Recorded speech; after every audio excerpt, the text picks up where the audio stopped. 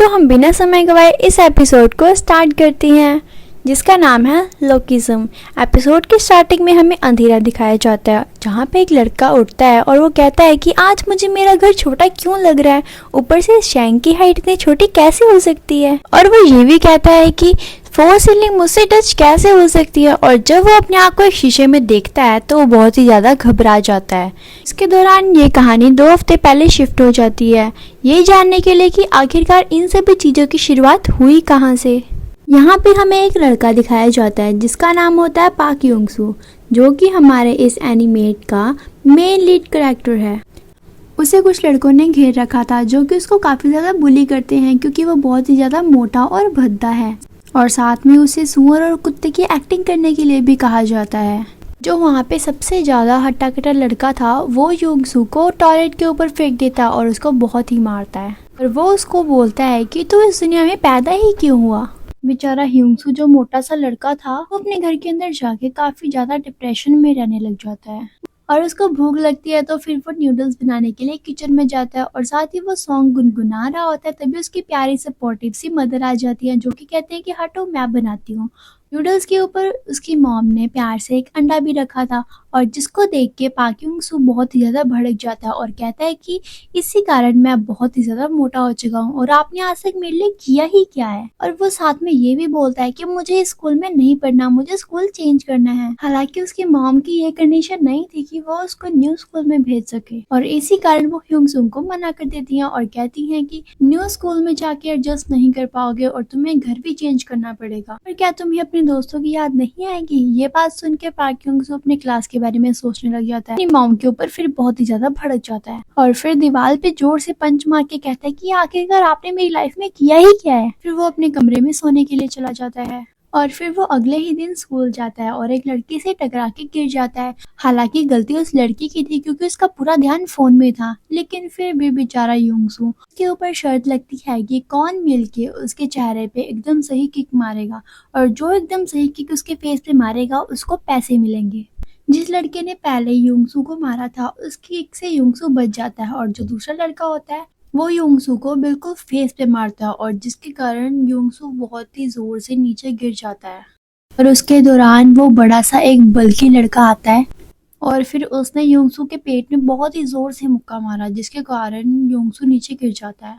और by chance उसकी mother वहां पे आ जाती है, और युंगसू की मदर को देख के सभी सोचते हैं कि शायद ये अपनी मदर से शिकायत कर आया है, इसी कारण उसकी मदर यहाँ पे आई है। उसकी मदर उस बड़े से लड़के को देख के उसे डांटने लग जाती है कि तुम्हें शर्म नहीं आती, तुम मेरे बेटे के साथ कर क्या रहे हो। अब ये सारी चीजें युंगसू को बहुत ही ज्यादा शर्मिंदा कर रही थी। फिर वो अपनी मदर को वहां से जाने के लिए कहता है, और फिर उसकी मॉम इमोशनल हो जाती है। वो सोचती है कि मैं तो बस तुम्हारी मदद कर रही थी। और फिर युंगसू को रियलाइज होता है कि उसने गलत अपनी मदर को डांटा। फिर वो अपनी मदर से सॉरी भी फील करता है।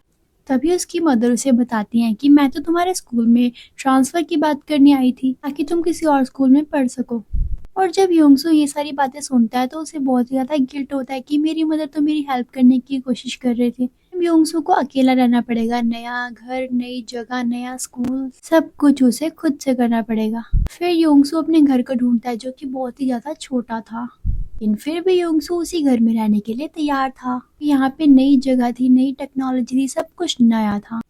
अभी युंगसू एक लड़की से टकरा जाता है और उसे लगता है कि शायद उसे वापस से फिर से माफी मांगनी चाहिए। यहाँ पे तो वो लड़की आगे होके युंगसू से माफी मांगती है और युंगसू बहुत ही ज्यादा खुश हो जाता है और सोचने लगता है कि मुझे यहाँ पे न्यू फ्रेंड्स बनाने चाहिए। जिस कारण वो खड़ा होता है, वो गलती से स्टाइल मार देता है। इतनी देर में वो लड़की का फ्रेंड जिसका नाम जिंगसो होता है वो आ जाता है, क्योंकि युंगसू को कहता है तू आखिर हंस क्यों रहा है। सो कहता है कि नहीं नहीं मैं हंस नहीं रहा। युंगसू बात संभालने की कोशिश करता है। युंगसू को कहता है कि क्या आप मेरे साथ कॉफी पीने चल सकते हैं। इसके बाद जंगसन को बहुत ही ज्यादा गुस्सा आ जाता है और वो जोर से पंच मारता है, और फिर युंगसू के नाक से खून निकलने लग जाता है। और तभी सभी इसकी वीडियो बना लेते हैं और ये वीडियो वायरल भी हो जाती है ताकि सभी देखें कि ये मोटा सा भद्दा सा लड़का पिट रहा है। सभी उस वीडियो के नीचे कमेंट करते हैं। युंगसू घर आके देखता है कि उस वायरल वीडियो के नीचे कितने कमेंट्स आए हुए हैं, और फिर वो डिप्रेशन में रहने लग जाता है। प्यारा युंगसू वो पुराना स्कूल को छोड़ के नए स्कूल में आया था, लेकिन यहाँ पे भी उसके साथ सेम ही हो रहा है और बहुत ही ज्यादा रोने लग जाता है। जैसी रात होती है वो सो जाता है, और रात के अंधेरे में जैसी वो उठता है उसे सारी चीजें अलग दिखाई देती हैं। ऐसे फोर सीलिंग उसके सर से टच हो गई है, शैंक छोटा कैसे हो सकता है। जैसे ही वो अपने आप को शीशे में देखता है वो बहुत ज्यादा घबरा जाता है और डर जाता है कि आखिरकार ये है कौन। और फिर वो दोबारा अपने आप को देखता है और फिर वो भागता हुआ अंदर चल जाता है जहाँ पे उसकी दूसरी बॉडी सो रही होती है। जब वो अपनी पुरानी बॉडी को उठाने की कोशिश करता है और उसी वक्त वो बॉडी चेंज हो जाती है। जो ह्यूंगसो मोटा वाला था वो उठ जाता है और फिर वो कहता है कि वाओ, मैंने कितना अच्छा सपना देखा था। मैंने अपने आप को एक हैंडसम हन के अंदर देखा। और पलटते ही उसे अपना स्मार्ट रूप दिखाई देता है और वो फिर अपनी दूसरी बॉडी को उठाने की कोशिश करता है और उसे पता लगता है कि ह्यूंगसो की सोल एक टाइम पे एक ही बॉडी के अंदर रह सकती है। और जब ह्यूंगसो अपनी स्मार्ट वाली बॉडी के अंदर था वो सोचता है कि मुझे पुलिस को बुलाना चाहिए या एम्बुलेंस को बुलाना चाहिए। लेकिन वो उसी वक्त वो सारे मोबाइल में हेट कमेंट्स देखता है। सोचता है कि आखिरकार उसने पहले वाली बॉडी को उठा भी दिया तो उसकी वो वाली लाइफ तो बहुत ज्यादा बेकार है। सभी लोग मिलकर उसकी बहुत धज्जियां उड़ाएंगे, बहुत मजाक उड़ाएंगे। और नेक्स्ट डे स्कूल का था जहाँ पे पता चलता है कि एक लड़का जो कि ये स्कूल का सबसे स्मार्ट लड़का है और खुद काफी ज्यादा घमंड में रहता था कि उससे ज्यादा सुंदर लड़का हो ही नहीं सकता। और जब वो चल के आ रहा होता है उससे एक लड़का टकरा जाता है जो कि उससे भी ज्यादा स्मार्ट था। उस स्कूल का हर एक बच्चा उस लड़के को देखता ही रह जाता है, आखिरकार ये है कौन। ये लड़का और कोई नहीं, ये ह्यूंगसो था। उनमें से एक लड़की देख के उससे बहुत ज्यादा पागल हो रही थी।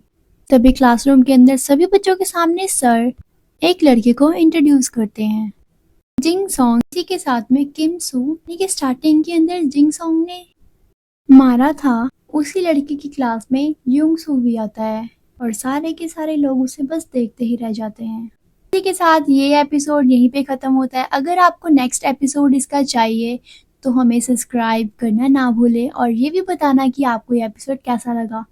कमेंट में जरूर बताना। Thank you for watching.